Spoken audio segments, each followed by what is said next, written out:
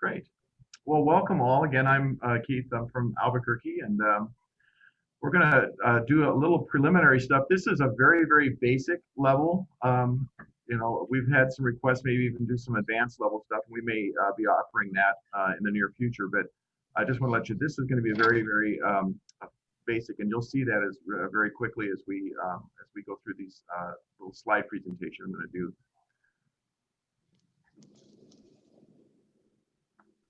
So I call this online platform training, and this is Zoom trainings, and there's a lot of online platforms. This is just some of them. This is an incredibly fast evolving field, as you can imagine, because of COVID. When I first put this together, program, I think last maybe September or August, um, uh, I came across, these are some of the programs that I came across, and there's even more now.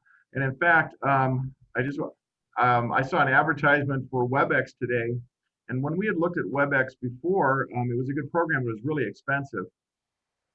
But WebEx does a lot of the things that Zoom does, but it also they advertise that they do translation. So I'm going to look a little bit more into that. I looked at it briefly this morning, and their pricing was very comparable to what Zoom is. So, competition and does that to business, right? So, even though we're doing this Zoom training, I don't want to tell you that this is the only program that you can consider. There's a lot of churches are using different programs and for different reasons. Some of these are free, but free programs are usually, again, you sort of get what you pay for in a way, and they have limitations. I like Big Blue Button. It works really well with classrooms, but it has and it's free, but it has a 40-minute limit on your meeting. So there's just and that was last summer. I don't know what they're doing now. I haven't done all the research recently about that. But I just wanted to share that, just to start off with, that there's a lot of platforms out there, and that Zoom is just one of them. It's quickly became one of the most popular ones because it's affordable and it had a lot of the bells and whistles that people were looking for. Just as an example, we were using GoToMeeting. Nalm was using GoToMeeting for years for our board meetings and for all kinds of things. But we found, and GoToMeeting was a little bit more expensive than Zoom, but it just didn't have all the capabilities that Zoom had. And so we've canceled our GoToMeeting account. Now I can almost guarantee you that GoToMeeting is probably reeling from that, and they're probably going to be changing what they do. So just keep that in mind, okay? Anytime you're using any of these online platforms, there's going to be some things you need. In order to meet, you're going to have some sort of computerized device. I'm working on a laptop right now. I've done it on desktop. If you have a desktop, they don't always have a camera, so you got to add a camera to that. You can do it on tablets. You can do it on smartphones. The difficulty with that is, especially when you're an organizer, is you don't know how people are connecting to what you're doing, and so some people may be using an Android-based device. Some people may be using an Apple device. There's just different, and all of these programs have to sort of alter a little bit of what they do depending on the device and the software that you're using to connect. So it doesn't always look the same, and it doesn't always interface the same, even though if you're making a presentation, people may be seeing that just slightly different. Just so you know that, okay? If someone's on their phone, they may not even, and so, in fact, you can even connect with Zoom without having video. You can just do audio. I don't think it would be good to do video with no audio, but you could do audio with no video. You also have to have some sort of a way connecting to the internet, because this is all done via the internet. The best way and the most reliable connection that will keep you from getting bumped, especially if you're having issues with getting knocked off the internet, is direct wired. Direct wired, you're directly wired to a modem or to some device in order to get you to the internet quicker. Wireless puts a router in between that, and so now you have to connect to a router which connects to your modem. So anytime you get farther away from that, then there's some data lossage, and so it's not quite as reliable. And then some people use hotspots or very wide area networks. those are even less reliable. So just remember that if you're having difficulties connecting, sometimes it's just your internet connection that gets in the way. There's other things that are very helpful. You need to have a camera is very helpful, especially if you want to see people. And so a lot of devices, tablets, phones, and laptops, they always have a camera, but desktops don't always have cameras. And so in that case, you'd have to purchase, and they're not expensive, but you'd have to purchase a camera to be then. I've connected my laptop to my television when we've done family things or done a big event, because you can, on your television, it's a bigger screen and you can see bigger, but the television doesn't have a camera on it, so you have to use the camera on your laptop. So there's just little things like that. You need to have some sort of sound device, headphones or speakers.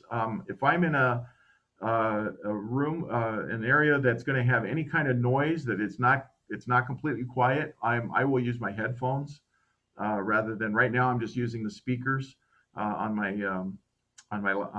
laptop. But if I'm at the office, or if I'm doing anything that there's any kind of ambient noise, then I prefer to use my microphone or my headphones. And of course, you have to have a microphone. Most headphones, if you get a headphone, it'll have a microphone built in. If you do get headphones, you want to get one that has a microphone built in so that it's all in one system. Laptops typically have microphones. Desktops don't, so you're probably going to have to get headphones if you're on a desktop. You also want to have a comfortable environment with no distractions if possible. And you've seen that on the news. You've seen people that have to deal with their dogs or cats or children or whatever it is, or telephones or whatever that invade. And that's one of the reasons we ask everybody to mute, just in case there are distractions. It just takes away.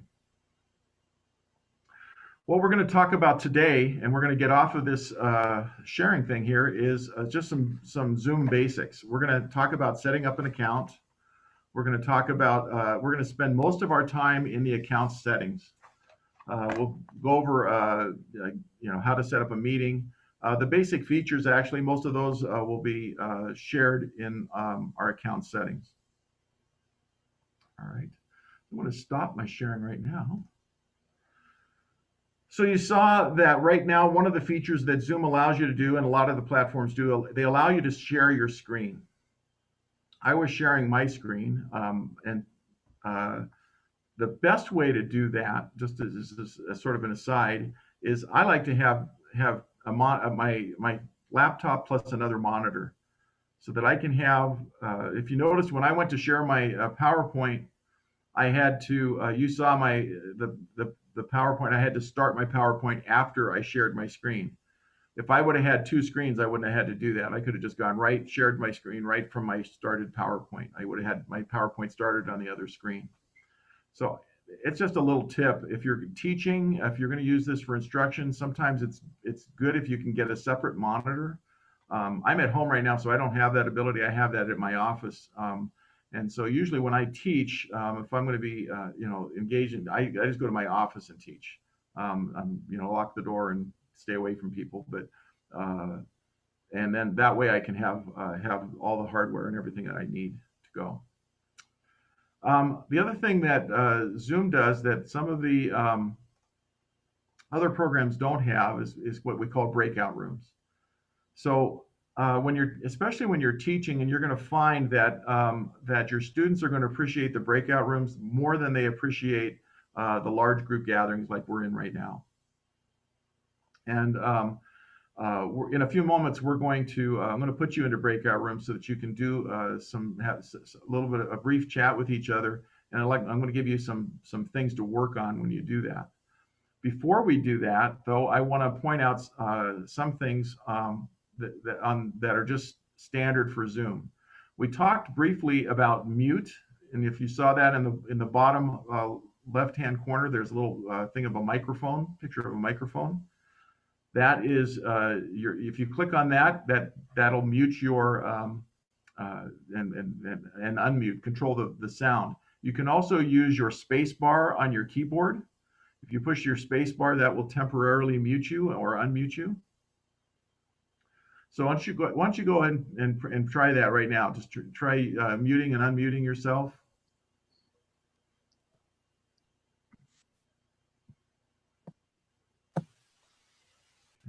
Just to make sure you all know how to do that. Great.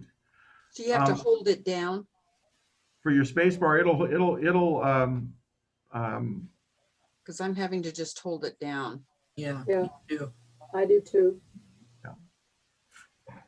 The other thing on your next to your mute button, you'll see a little triangle or a carrot. They call those carrots, a little teepee type thing. That's where you find your audio controls. So if you're ever having difficulty with sound or anything, you can try some different audio settings, and sometimes that'll clear things up for you. Just to let you know that's where you find that. So that little carrot there it just takes you. So you can either you can just switch things around. It's really important when you're sharing your screen, especially because when you're sharing your screen, the audio settings you have will affect how other people hear what you're sharing. Especially like a video. If you're sharing a video or something like that, you want the sound and the microphone to work so that other people can hear it. Otherwise, if you have the wrong settings on there, they'll be able to see what you're sharing, but they won't be able to hear it. When you go to share your screen, and we'll practice this one of the things I want you to practice when you get into your small group is to share your screen. You'll notice at the bottom of the screen, it'll have two buttons that you can pick. If you click those buttons, it will automatically adjust the sound so that what you're sharing, everybody can hear. It's a little trick. Next to your mute button is it says stop video or start video, depending on what you have. Well, for most of it will be stop. So if you ever want to, yeah, go ahead, Dennis. Those last two buttons you said were by the share screen? Yeah, but you can't do it. You'll have to practice that when we get you into small groups, so you'll be able to do that then, okay? Okay. The stop video is important. Just as a matter of etiquette, if you ever leave your computer and walk away, you pretty much want to people don't need to look at your hiney. So it's always just a good idea to turn off your video and then turn it back on when you're ready to go with the meeting. That's just a nice little etiquette thing. So when you turn off your meeting, it just either goes blank or it will go to, and we'll see this in the settings, it'll go to the icon you've selected. So for me, when I turn my video off, right now I'm logged in with the National Association of Lay Ministry so that their logo shows up. Okay. And you'll see when we get into settings that you can put anything you want in that. The next tab, there's also a carrot next to the video. And that one is where you can, it has some options for you. The most important one there would be is if you want to use a virtual background.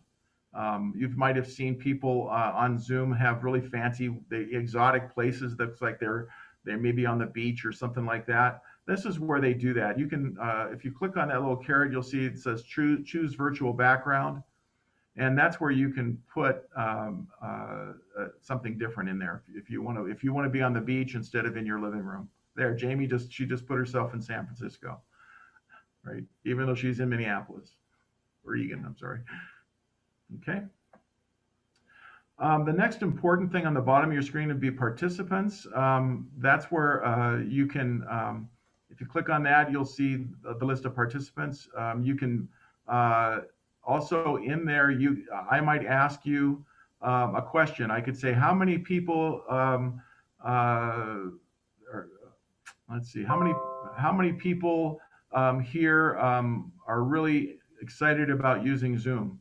And you could say yes or no. You could click on that, and that'll show up. Then the instructor can see that. You can also do some other nonverbal issues, things in that. The other thing you can do in the participants, you can invite other people to join the meeting. So I don't. Can non-hosts do that, Jamie? I can't remember. I've always been on the bottom. I don't know because I'm a host right now. I know. If somebody else is in there, if you see invite, see if it'll let you invite.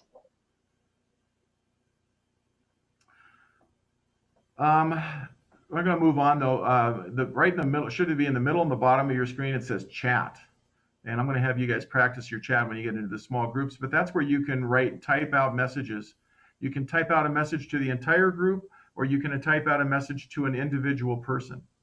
The other way, if you want to type a chat to an individual person, a really easy way of doing that is just click on their picture and then, hover your mouse over the picture. You'll see 3 dots. If you click on those 3 dots, you'll see that it says chat, and then you can chat just with that person. So you can send private little messages that nobody else can see. And Keith, can I just add it? And the key is to make sure that you are sending it privately and not to everyone. Well, that's the reason I said if you click on their picture, it'll be a private chat. Yeah, If you click on the chat button, then you have to either choose everyone, or you can pick an individual to do a chat to. The final one I want to talk about in terms of the buttons is just on the bottom. It says reactions, and those are just if you just want to send out a little heart message or something like that, you can click on those. That's pretty much it. Now what I'm going to do is I'm going to put you guys into small groups, and I'm just going to randomly assign the small groups. And while you're in there, I'm going to ask you to test your chat. And test if you should be able to share your screen in your small group. You might want to test that. I'll come into your small groups, and Jamie will be in one of your small groups too, and she can help you with some of that too. And I'll come in there and just check with you. We're only going to do this for a couple of minutes, okay?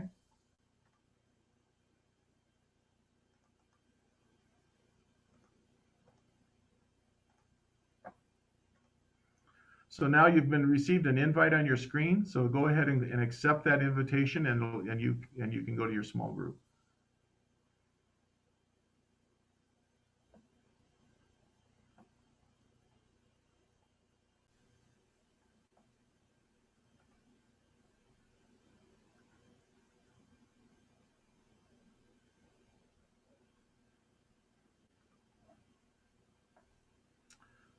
All right, welcome back, everyone. So I just wanted to give you a chance of what the experience of a breakout room in case you hadn't had that. I also wanted to give you a chance to see what it likes to share your screen in case you haven't had that. Now we're going to go through probably the most important thing, especially for those of you who are looking for some confidence. I think this will really help you a lot. What we're going to do is I'm going to share my Zoom account. Let's see if I can find it. Hang on a second. I forgot to.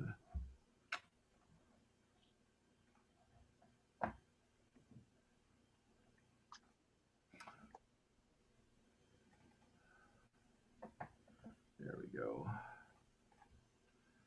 Sorry, I wasn't totally prepared for that. Probably I am. Okay, so this is the NALM account for Zoom. Or Zoom account for NALM, I guess I should have said. Sorry about that, a little dyslexic. You'll see that this just has all of our basic information. It has the name of our organization, has our account number, gives personal ID numbers and stuff like that. This is also where you make sure your date and your time are all set, and you can configure different languages if you'd like, and you can do all kinds of fun stuff with that. When you purchase an account from Zoom, this is what you get. You get this account. The first thing I want to talk about, though, is what we call user management. And especially in terms of users. NALM only has one user, and that's nalm.org. You can have more than one user on an account. However, any other users you have, you can only have one owner on an account. And any other owners, anybody else you have on that account will not be able to do all the things that you want them to do. It's not like they can go ahead and run full-blown meetings. It's a limitation on Zoom that only the owner or an administrator can have access to the full fury, if you will, of Zoom. So just as an example, if I want to edit Nalm, there are three choices. I can have basic or two choices. I have basic or licensed. Basic means that all they can do is do a 40-minute meeting or 45-minute meeting. There's a limit. It's just like having a free membership. In order to use all of the things in Nalm, you have to be licensed. And so you have to have a full paid membership for anyone who in your organization who wants to use a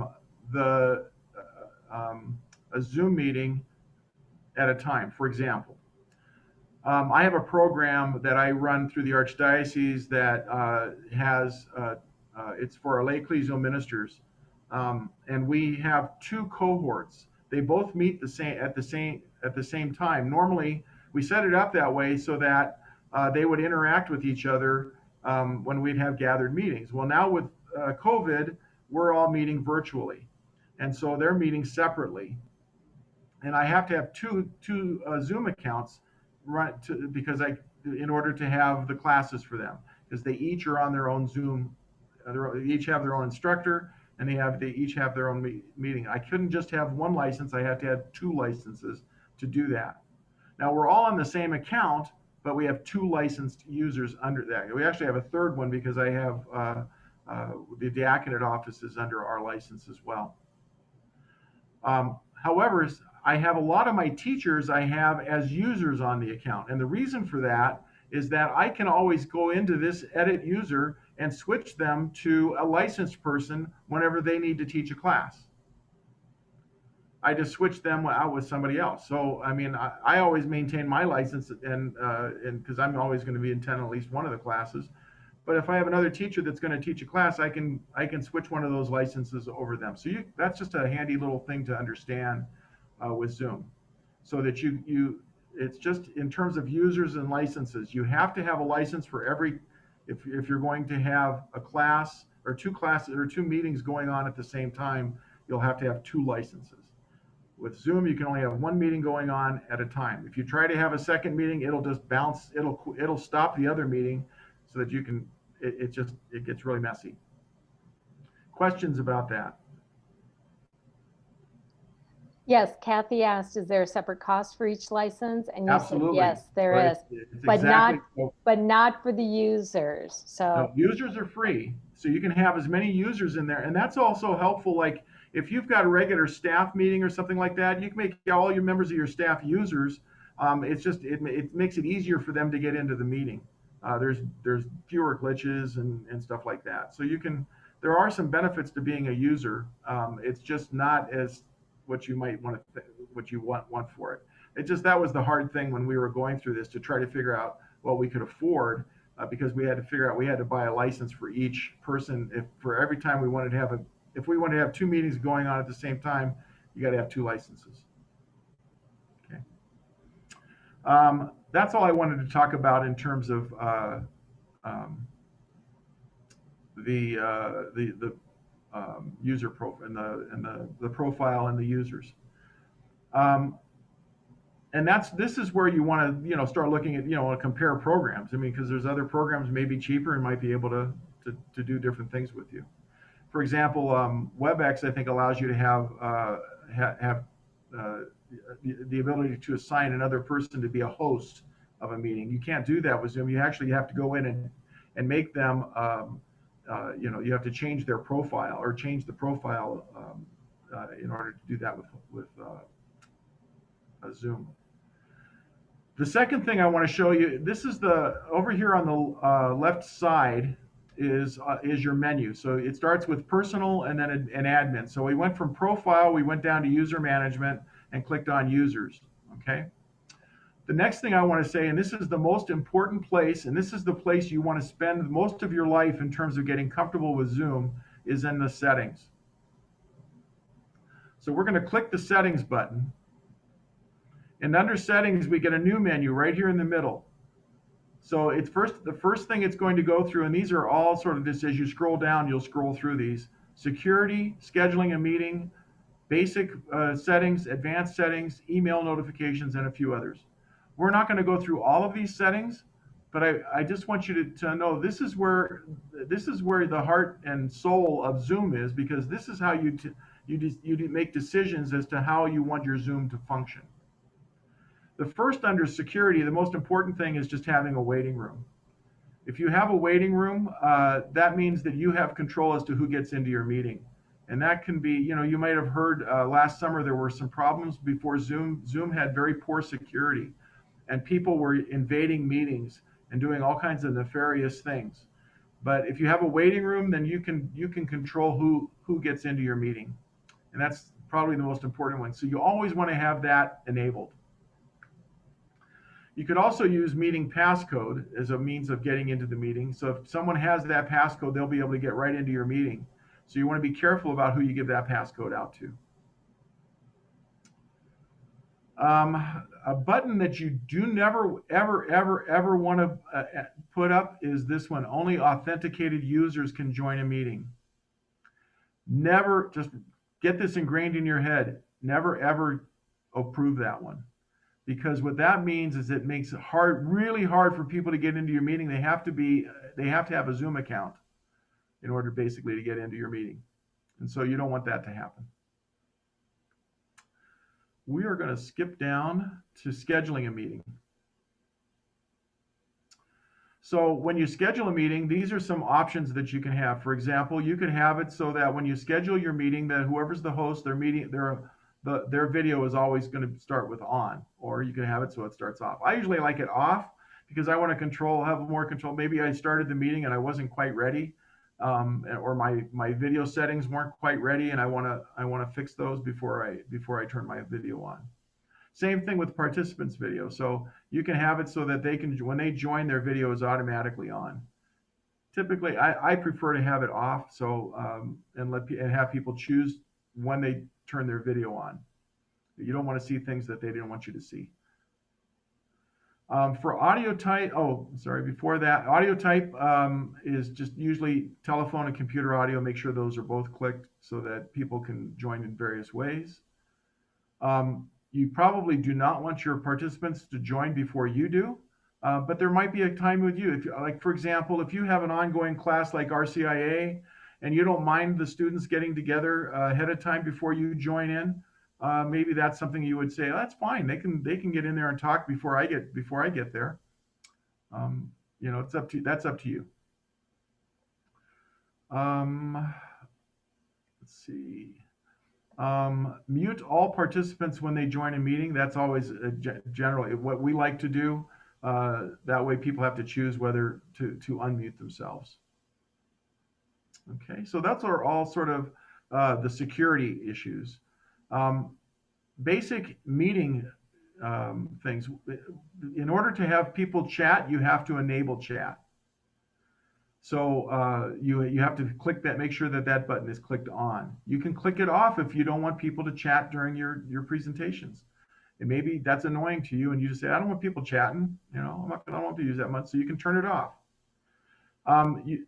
One of the important things in chat is that you can save, anybody can save their chat. So if you send a message, and for example, some things you can send almost anything in chat. You can send files, you can send web addresses, any kind of information you can send via chat. And so sometimes you do that. I was in a meeting this morning with Jamie, and I needed to give her a website. I could have emailed it to her, but I just sent it to her in chat. And that way she had it, right? So we were talking about it. I didn't have to do a separate action. I just put it in the chat function. If you're teaching a class and you have handouts, if you want to give those handouts while you're in class, you can use the chat function to upload files, and then they download those files and then they can open them. If you want them to prevent them from saving chat, you would have to click this button here. And we don't mind people saving their own chat. The next button is private chat. So private chat allows you to send a private message, sort of like passing notes in class, right? If you don't want people to be, if you're working with young students or you don't want people passing notes in class, then click that button off. You can also make it so that chats are automatically saved, and you can set that up here. If you want to have a sound notification when someone joins or leaves the meetings, you can click that button. I never want to do that because I find it totally annoying. And it's very distracting when especially if I'm teaching a class, to hear a ding dong, and I'm, okay, what's going on here? So I never do that. I told you that you can people can upload files through the chat button. You can enable that right here. So this, if you don't want people to be able to do that, you would turn that off. If you only want them to do certain types of files or certain sizes of files, then you would click those right here in the middle.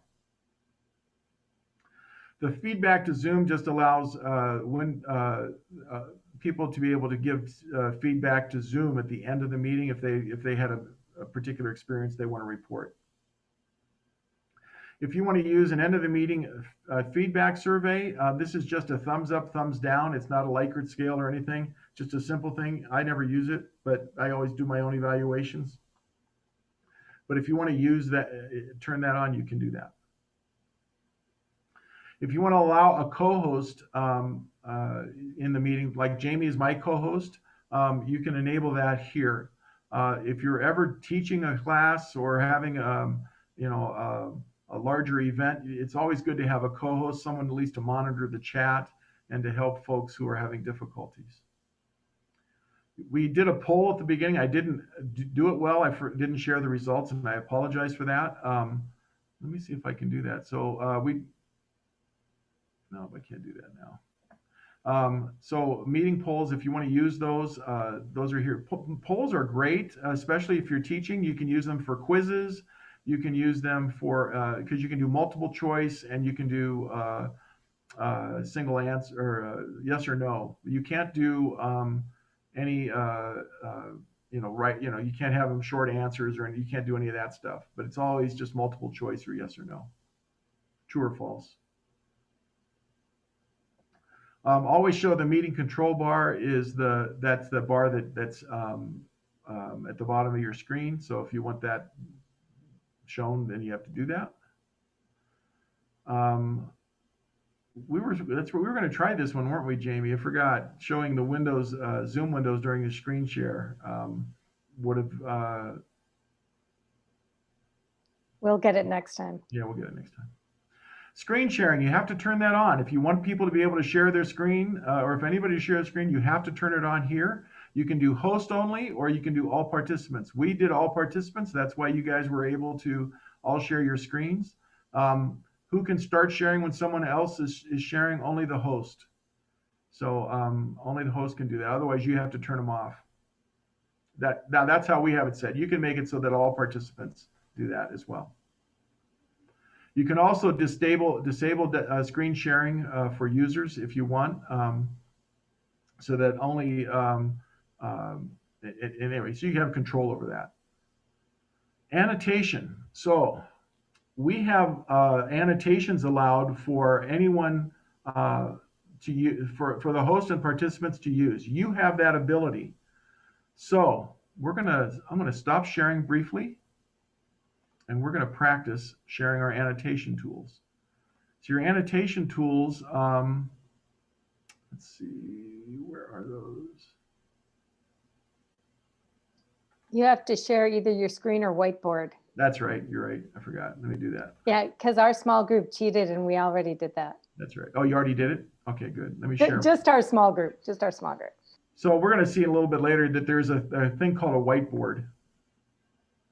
And so a whiteboard is just what it is. It's a whiteboard. So now you guys all have the ability to draw on this whiteboard.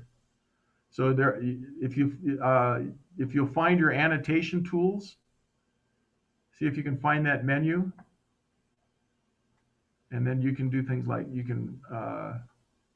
It's to the right of where you say you are viewing Keith Davis's screen. Then to the right, view options, and click the little down arrow and highlight annotate. And I would like, go ahead and start practicing. You can draw. If you click the text, you can type. You can put symbols.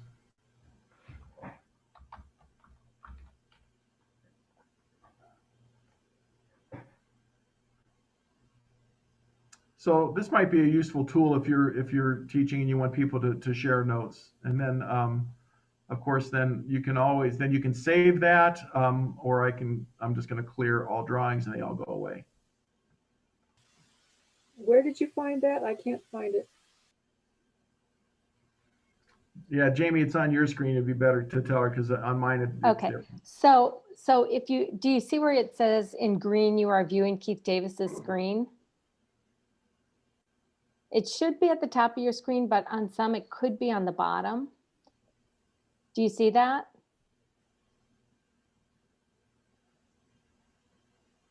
You're Peggy? muted, Peggy. There you go. Oh, sorry. I And see. then to the right of that is view options, Okay. and click the little down arrow to the right of view options.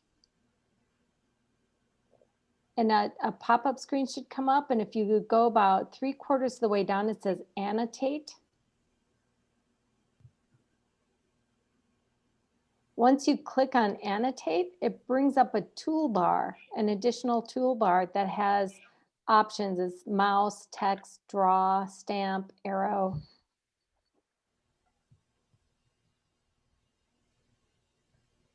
Is everyone finding that? All right. So one of the things that you can do with Zoom, you can always start a Zoom meeting and you can play with this by yourself. You don't have to have other people joining you which is great because you can record a video for yourself of yourself. You can upload that on YouTube. You can do all kinds of fun things with Zoom. It doesn't have to be just for meetings. All right, we're going to go back to let's see here. So that's annotation.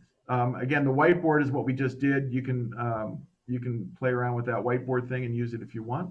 Remote control, you can only use this if you're not doing breakout rooms, but you can have someone available to help people with problems.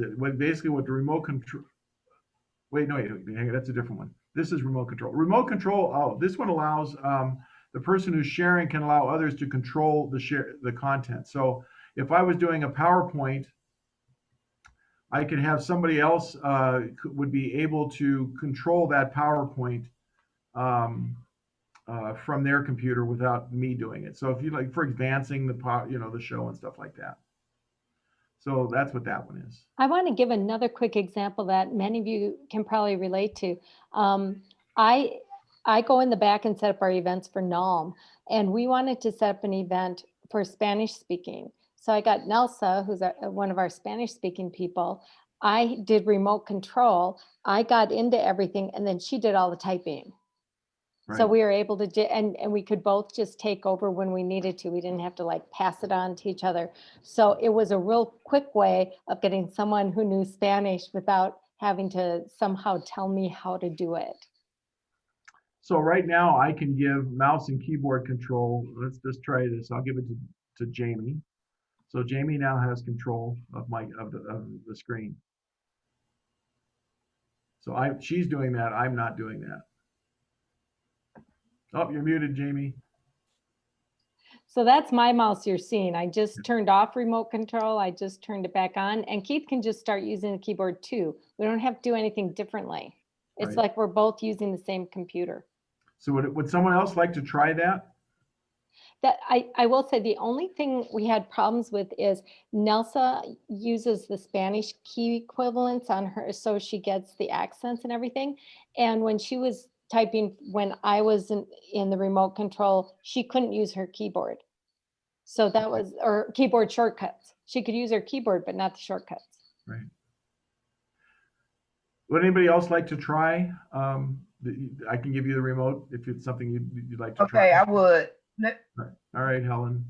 Okay, what do I need to do? Just start. You now have control of the screen. Okay.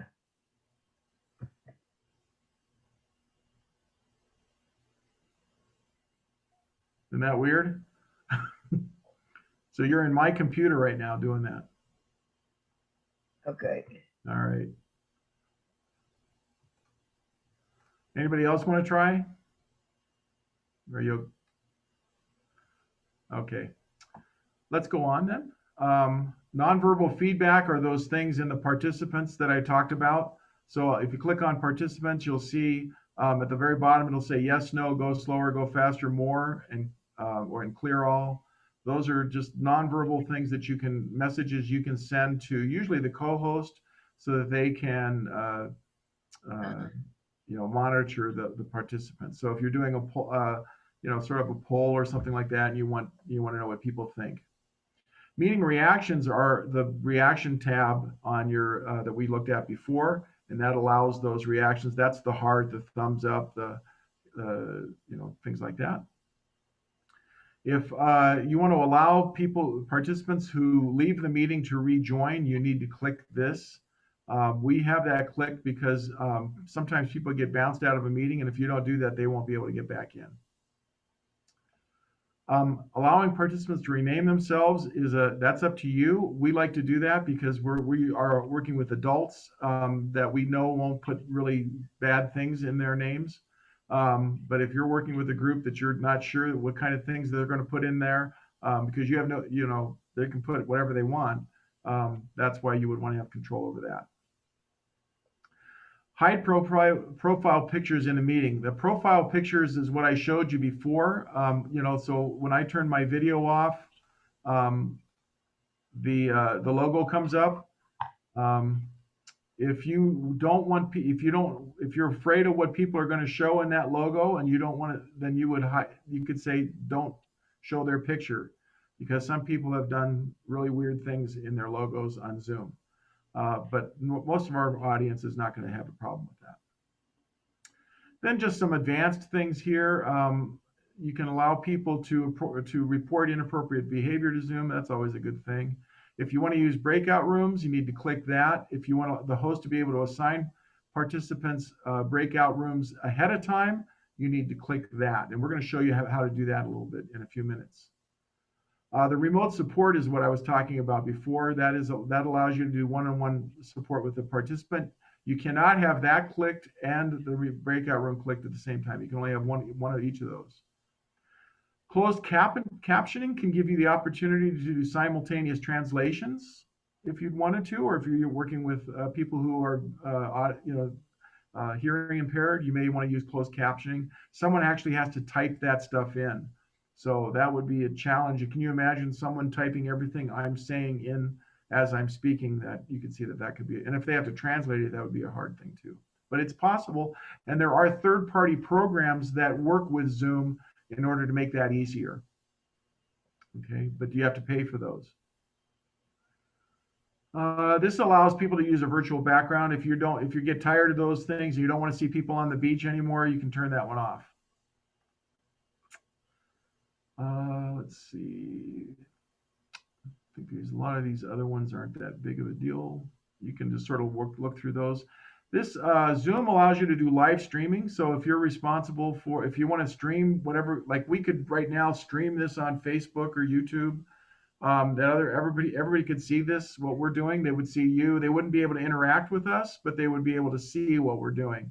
So you can broadcast a Zoom meeting so that other people, so churches could do this while they're, for virtual masses and things like that.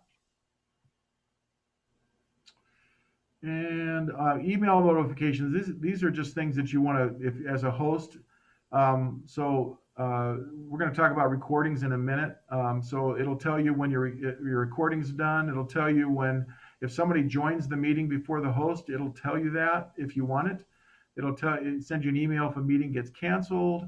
And these are just things that you get. If you don't want to get a lot of emails, then click those buttons all off, because those are just email notifications. All right. Any questions? Let's stop our share for a moment. Just one little thing. If you're teaching classes and you're going for more than an hour or so, you want to turn off your screen share and especially if you're having a discussion. People get there. It just helps with the discussion. Don't keep your screen share on if you want to have discussions. People can't see each other. So it's just a little piece of advice from that I've learned. Okay. All right. I know we're over an hour. I do want to share a little bit about how to set up a meetings. So we're going to go back to screen share. We're going to scroll way back to the top of this. A second, there we go. Way back to the top. All right, meetings.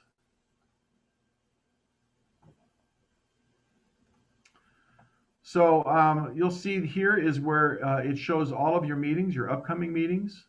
It'll show you previous meetings. If you have a personal room, you can it'll tell you that. Personal room's great because if you just want to have a quick meeting or something like that, you can just use this to have a like a one-on-one meeting with people. You can also save meeting templates if you're using the same settings all the time for particular meetings, but using different settings for other meetings, then you can save meeting templates. So we're not going to schedule a meeting. We are going to edit a meeting, and that'll be the same basic thing. So we're going to edit this meeting here that's coming up. You'll see that you give the meeting a title. You can give it a description, the date and the time of the meeting, and how long the meeting is going to go. It doesn't matter if you go over or under. It doesn't matter if you meet on a different day. It doesn't, as long as they have that meeting connection, people can get in. But this is what will show up on the invitation, so that's why you want to have it right. Make sure your time zone is correct. You can make it a recurring meeting. I have a recurring meeting on my account for my RCIA class that we meet every Monday night. Do not click this one. Don't worry about registration. This will give a passcode. You also want to have your waiting room clicked. That's very important. Again, here now, even though we had said that our videos would be off, you can change that and override it for this particular meeting by clicking on here. But we're going to leave them off. The same thing with all these other settings.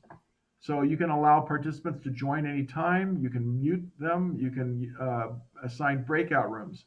If you assign breakout rooms, you can create the rooms ahead of time. Now this might be great, especially if you're going to have names for those rooms. So we're just going to go, you click on that, you go click on breakout room 1. You can change the name of that. Whoops. Up here, you change the name here. So we're going to call it Keith's room. And then you can add participants. The only participants you can add are people that you have emails for. In my experience, this has been hit and miss because I don't always know what email people are going to use when they log on. So when I've created these rooms in advance before, half of the people, the last time I did, half the people were not in the room. It didn't recognize them to be able to put them in the rooms. So, but you can set up the rooms ahead of time without pre-assigning who's going to be in those. You can set it up to automatically record the meeting, and you can approve or block entry to users from other kinds. I never used that one. And here you can put alternative hosts. So the only way you can have an alternative host is if they are a user. So in order to have alternative host in Zoom, you have to add other users to be able to do that. All right, let me go back to this edit. And Keith, alternative host is not the same as making someone a co-host during your meeting. Yes, it is. Right? No, it is. That makes them a co-host during the meeting. Yes. But you still can make someone a co-host during the meeting. Hang on a second. I just lost myself. There I am. Yes, you can still do that during the meeting as well. Absolutely. And usually it's just as easy. Okay. Now, then you would save that, but we're not going to save it because I don't want to make any changes to that. Now, when you do that, this is the meeting. This is where you get the invitation, so you can copy that invitation and send it to people. You can add it to your calendar, and this tells you all the things that you had in there. But the important thing I want to get to is this is where you create your polls. So you see poll is highlighted. Then you go here to add a poll. And then you would type give the name to the poll, give your question here, say it's either single choice or multiple choice, and you can have up to 10 answers. And then you can add as many questions as you want per poll, and you can have as many polls as you want.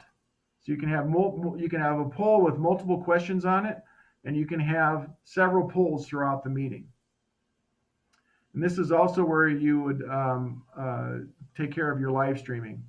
After you've launched the meeting, you can set that up there. We're not going to deal with that now. That's advanced.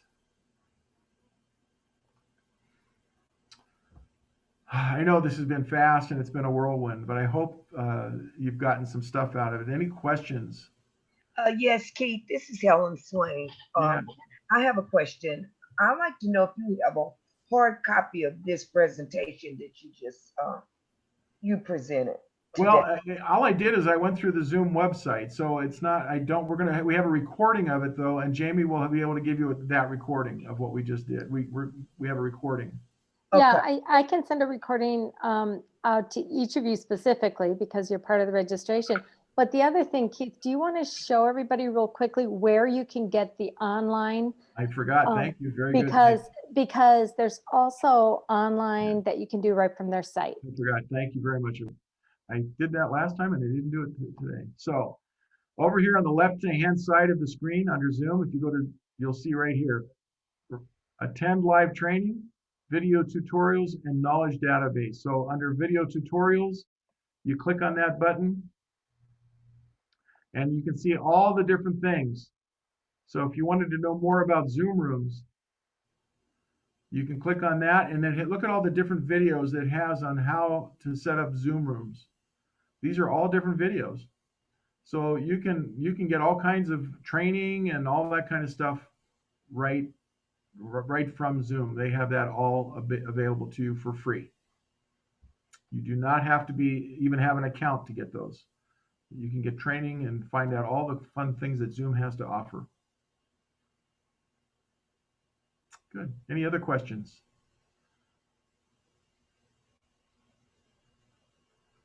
Good. No, thank you, Keith. This was really helpful. Good. Is it helpful? You get a little more confident, maybe? So Yes. I'm getting there. you can just start your own Zoom meeting. Don't invite anybody and go play with it. Yeah. You don't have to have a or if you want to invite somebody else and you can both play with it. Yeah. When you start a meeting, you'll be the host and you'll be able to see all the bells and whistles and things so when you're a host, you have more options than when you're not a host. So there's just more things on your screen. So I really invite you to do that. Then he's able to share the screen. Yeah. So thank you, Keith and Jamie, for presenting this. No, you're welcome. I have a question. Yeah. If you're inviting people to a Zoom, do they have to have an account, or No. does that invitation link them right in? No, you do not have to have an account to join a Zoom meeting. Okay. Unless you clicked that one button I told you never to click. Okay. Oh, that's good. So Keith, like I have just my personal Zoom account to keep in touch with my kids, the free one and stuff. If I logged on to that one, does it have some of this stuff? Should have all the stuff there. Okay. So if I just play with that. You should be able to play with that, right? If it doesn't, then I'm a liar. But I don't know because I haven't really played with that a whole lot. But it should have all the things that you want. It has shorter meeting time is all. Thought people had to actually download Zoom onto their computer in order to, and then they don't have to have an account, but they do need to download it. You don't have it works better if you do, but you do not have to download it. You'll notice that when you log on to a screen, it usually gives you two options.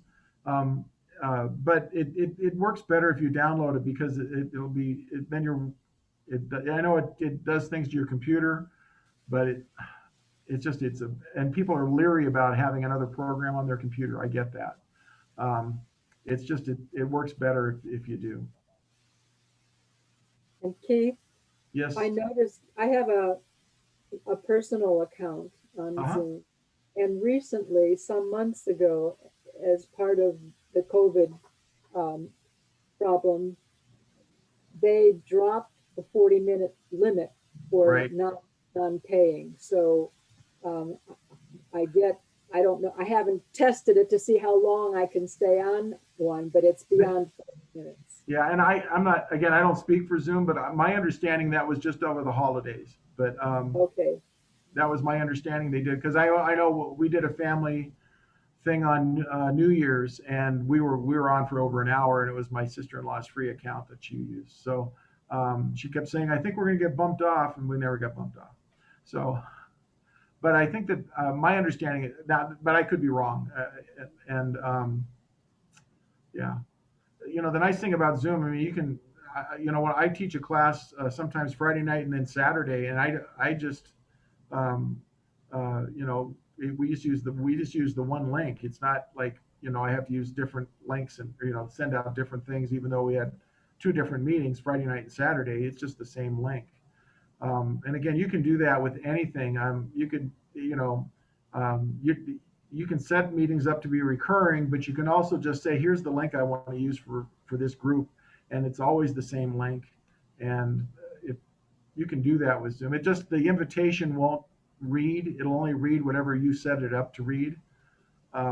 So for example, if you have a meeting every Monday night and you set it up recurring, it will put all those dates that you put in there so that people can see that, yeah, we're meeting on this date. If you don't make it recurring and you just want to use the same link, it's going to have on that invitation, it's just going to have that first date that you met. And so 3 months later, you're still using the same date that you used. But you can still use the same link. It doesn't matter. Zoom doesn't care.